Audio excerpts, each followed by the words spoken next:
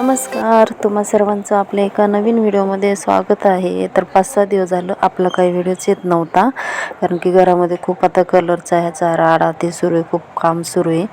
तर मग काही व्हिडिओज बनवणं होत नव्हतं, म्हणलं आज व्हिडिओ बनवावं. तर सकाळी नाश्ता ते झाला, पोहे वगैरे केलेले होते आणि मला ना आज 10-15 जणांची अशी बिर्याणी बनवायची होती, मटण बिर्याणी. त्यासाठी मी इकडे 5-6 कांदे, पुदिना, कोथिंबीर, छान असे 2 लिंब, दही सर्व अशी तयारी करून घेतली बिर्याणीची. आणि इकडे कांदेसुद्धा तळायला टाकले. कांदा तळायला जरा जास्त वेळ लागतो, त्यामुळे मी त्याच्यामध्ये थोडंसं मीठ टाकून घेतलं. मीठ टाकलं तर कांदा लवकर तळतो आहे. तळून तर खूप बारीक होते, वाटत पण नाही की एवढा मोठा कांदा होता. आणि एवढंसा झाला ते तळून.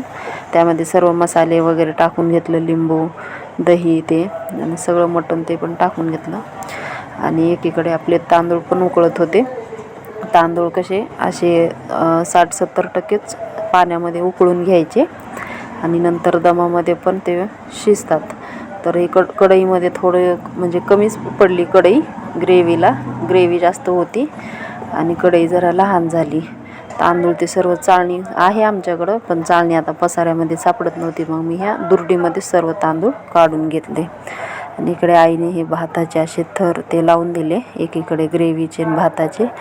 असं छान अशी बिर्याणी तयार होती.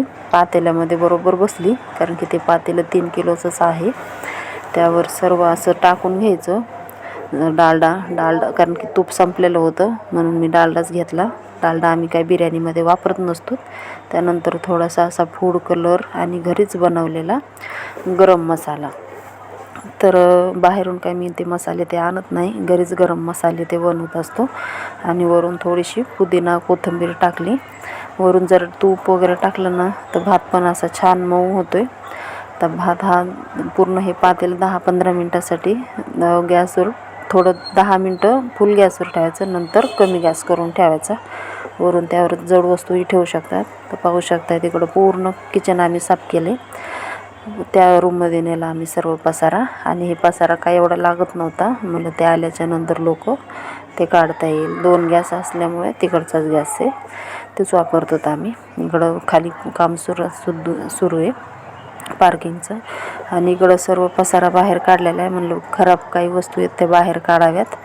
आणि मग ह्यांनीसुद्धा करू लागलो, मला जास्तीचा लोड होत होता.